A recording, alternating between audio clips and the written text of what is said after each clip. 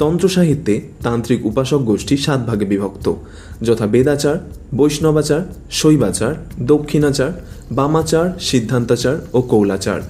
তবে নির্দিষ্ট হলেও ব্যবহারিকভাবে তাদের 2টি প্রধান বিভাগই পরিলক্ষিত হয়, দক্ষিণাচারী ও বামাচারী। এই 7টি বিভাগের প্রথম 4টি যথা বেদাচার, বৈষ্ণবাচার, শৈবাচার ও দক্ষিণাচার প্রকৃতপক্ষে দক্ষিণাচারী পর্যায়ভুক্ত, আর শেষ 3টি যথা বামাচার, সিদ্ধান্তাচার ও কৌলাচার প্রকৃতপক্ষে বামাচারী সম্পর্কিত। বামকেশ্বর তন্ত্রের 51তম পটলে বলা হয়েছে, আচারো দ্বিবিধো দেবী বাম দক্ষিণা ভেদতঃ জন্মমাত্রম দক্ষিণা হি অভিষেকন বামকম। অর্থাৎ বামাচার ও দক্ষিণাচার ভেদে আচার 2 প্রকার, জন্মমাত্র দক্ষিণাচারী আর অভিষেক হলে বামাচারী। দক্ষিণাচার মানে দীক্ষা নিয়ে বিভিন্ন শাস্ত্র উপলব্ধির মাধ্যমে সাধনার ক্ষেত্র তৈরি করা।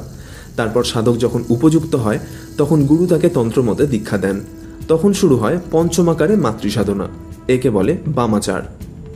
বামাচারের বাম বলতে বাঁ দিক আর দক্ষিণাচারের দক্ষিণ বলতে বোঝায় ডান দিক। সুতরাং বুঝতেই পারছেন দুটি আচার একে অপরের বিপরীত। বামাচারের প্রকৃতি দেখতে গেলে আচারভেদ তন্ত্রের বামাচারে বলা হয়েছে, পঞ্চতত্ত্বং খপুষ্পঞ্চ পূজয়ত কুলয়োষিতম বামাচারো ভবেত তত্র বামা ভূত্বা যয়ৎপরাম। অর্থাৎ পঞ্চতত্ত্ব ও খপুষ্প ব্যবহার করে কুলস্ত্রীর পুজো করবে, তাহলে বামাচার পালিত হবে, আর নিজেকেও বামা স্বরূপা হয়ে পরমা শক্তির পুজো করতে হবে। বামাচার পরায়ণ সাধক দিনের বেলা ব্রহ্মচর্য এবং রাতের বেলা মদ মাংস যোগে পঞ্চমকার বিশিষ্ট পঞ্চতত্ত্ব ও খপুষ্প দ্বারা কুলস্ত্রীর পুজো করেন। বলে রাখি, এই পঞ্চতত্ত্ব হল মদ, মাংস, মৎস্য, মুদ্রা ও মৈথুন, এবং খপুষ্প বলতে বোঝায় রজস্বলা স্ত্রীলোকের রজ। ব্যাপারটি শুনে একটু সংকোচ হতে পারে, তবে বলা যায় বামাচার ছাড়া বীরভাবে তন্ত্র সাধনা করা সম্ভব নয়। এখানেও একটু বলে রাখি, তন্ত্রে পুরুষদের 3 ধরনের ভাবের মাধ্যমে সাধনের কথা বলা হয়েছে, পশুভাব, বীরভাব এবং দিব্যভাব।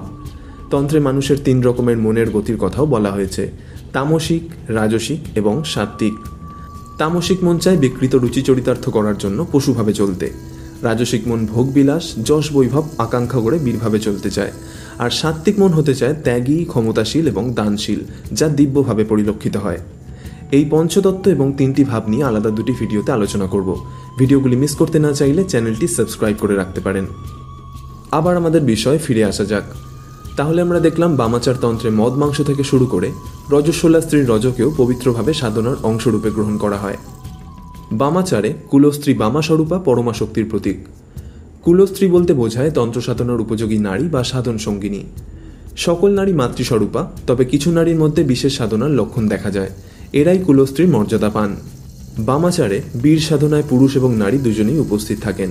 এখানে নারী হলেন বিশ্বজননী, বিশ্বপ্রসবিনী মহাপ্রকৃতি, তিনি নিজ সত্তাকে দেবী সত্তারূপে ভাবেন, আর পুরুষরা চক্রে বসে মানসিক স্থূল পুরুষত্ব বিসর্জন দিয়ে ভাবিত হন বামাচারে। ব্যাপারটি খুলে বললে, এই সাধনায় একজন পূর্ণ যৌবনা নারী বিবস্ত্র অবস্থায় চক্রে উপবিষ্ট হন এবং পুরুষ সাধক তার মনের সকল কাম কদাচারকে জলাঞ্জলি দিয়ে তাকে বিশ্বজননী মহাপ্রকৃতি জ্ঞানে পুজো করেন। একবার ভেবে দেখুন, এমন পরিস্থিতিতে কজন সাধক নিজের মনের গতি পরিবর্তন করে মনকে স্থির রেখে সাধনায় সিদ্ধিলাভ করতে পারেন। এই পর্যায়ে অনেক সাধকই ব্যর্থ হয়ে যান। সাধেই কি শ্রীরামকৃষ্ণ পরমহংসদেব বলেছেন বামাচার অতি কঠিন? এছাড়াও বামাচারের একটি উল্লেখযোগ্য দিক হল বিভিন্ন পশুর বলি প্রদান করে আরাধ্য দেবদেবীর উদ্দেশ্যে রক্ত মাংস উৎসর্গ করা। এখন বলি প্রথা নির্দিষ্ট কিছু পশুতে সীমাবদ্ধ হয়ে এলেও একসময় নরবলিও এর মধ্যে অন্তর্ভুক্ত ছিল বলে জানা যায়। বামাচারে এই ধরনের বহু ক্রিয়া আছে যা সামাজিকভাবে গ্রহণযোগ্য নয়, তাই বামাচার সাধনা সর্বদা গোপনীয়ভাবে পরিচালিত হয়। বলা হয় বামাচার ক্রিয়া সর্বদা মাতৃজনীর মতো গোপনীয়। এবার আসি দক্ষিণাচারে। বামাচারের বিপরীতে দক্ষিণাচারী সাধকদের উপাসনা পদ্ধতি মূলত সুনিয়ন্ত্রিত জীবনযাপন ও প্রকাশ্যভাবে বেদাচারের নিয়ম মেনে ভগবতীর একনিষ্ঠ আরাধনার মাধ্যমে হয়ে থাকে। দক্ষিণাচারে ধ্যান, মন্ত্রজপ এবং ধর্মীয় গ্রন্থ অধ্যয়নের মাধ্যমে মনকে শুদ্ধ করা, আভ্যন্তরীণ সচেতনতা জাগিয়ে তোলা এবং আধ্যাত্মিক চেতনাকে আরও উন্নীত করা হয়। দক্ষিণাচারী সাধকরা সাধারণত কঠোর নিয়ম অনুসরণ করেন এবং বৈদিক ধর্মের দ্বারা নির্ধারিত সামাজিক, নৈতিক এবং ধর্মীয় আচরণবিধি মেনে চলেন। দক্ষিণাচারী সাধকদের মূল লক্ষ্য হল ঈশ্বরের আরাধনার মাধ্যমে মোক্ষ অর্জন করা।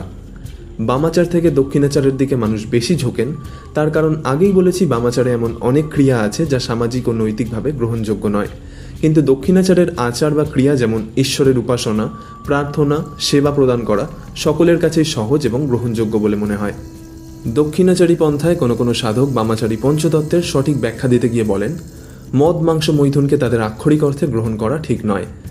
এখানে মদ কারণ বাড়ি নয়, বরং মনে করা হয় যোগ বলে আমাদের চেতনা যখন সহস্রার চক্রে পৌঁছায় তখন শিব ও শক্তির মিলনের ফলে মিলনজাত চন্দ্রমণ্ডল থেকে ফোঁটা ফোঁটা অমৃত সুধা ক্ষরণ হয়। সেই সুধারসকে খেচড়ি মুদ্রার মাধ্যমে জীবের তলায় শোষণ করানো হলে দীর্ঘদিন শরীর ধারণ করা সম্ভব হয়। সেই রকমই প্রাণায়ামের মাধ্যমে শরীরের প্রাণবায়ু যখন নিয়ন্ত্রিতভাবে ইড়া পিঙ্গলা সুষুম্না দিয়ে প্রবাহিত হয় তখন মাছের মতো আকৃতি তৈরি করে। এই আকৃতিকেই মৎস্যরূপে চিহ্নিত করা হয়।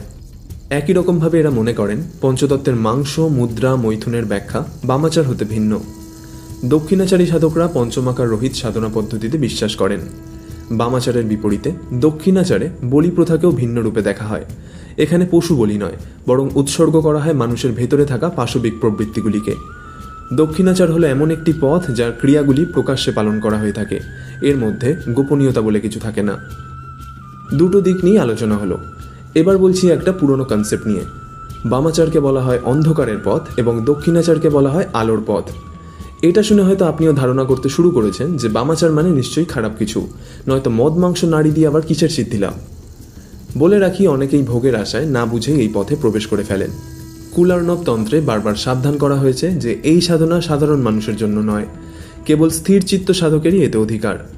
মুখে মদ্য মাংস মৎস্য, কিন্তু মনে গুরু ও ঈশ্বরের ধ্যান। পরস্ত্রীর সঙ্গে মৈথুনকালে ধাতুক্ষয় না করে নিজের আনন্দ উপভোগ না করে নির্বিকার থাকা, এমন ক্ষমতা যার করায়ত্ত তারই বামাচার সাজে।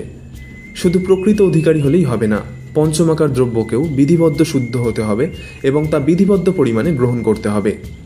বামাচারে এমন অনেক গূঢ়ক্রিয়ার উল্লেখ আছে যা প্রকাশ্যে করা সম্ভব নয়, তাই একে বলা হয় অন্ধকারের পথ। আবার অনেক সাধকের মতে সদ্গুরুর নির্দেশে দক্ষিণাচারের বিশেষ ধাপগুলো অর্থাৎ বেদাচার, বৈষ্ণবাচার, শৈবাচার এবং দক্ষিণাচার ইত্যাদি আচারগুলোতে ক্রমান্বয়ে উত্তীর্ণ না হতে পারলে বামাচারে বীর সাধনা ব্যর্থ হতে বাধ্য। তাই অন্ধকারে আলো দেখানো এবং জীবনকে সুনিয়ন্ত্রিত করা দক্ষিণাচারকে বলা হয় আলোর পথ। আশা করি আজকের ভিডিওটি আপনার ভালো লেগেছে। এমনই তন্ত্রের অপার রহস্যময় জগৎ সম্পর্কে জানার জন্য চ্যানেলটি সাবস্ক্রাইব করে বেল নোটিফিকেশনটি অন করে দিন, এতে আপনার একটিও আপডেট মিস হবে না।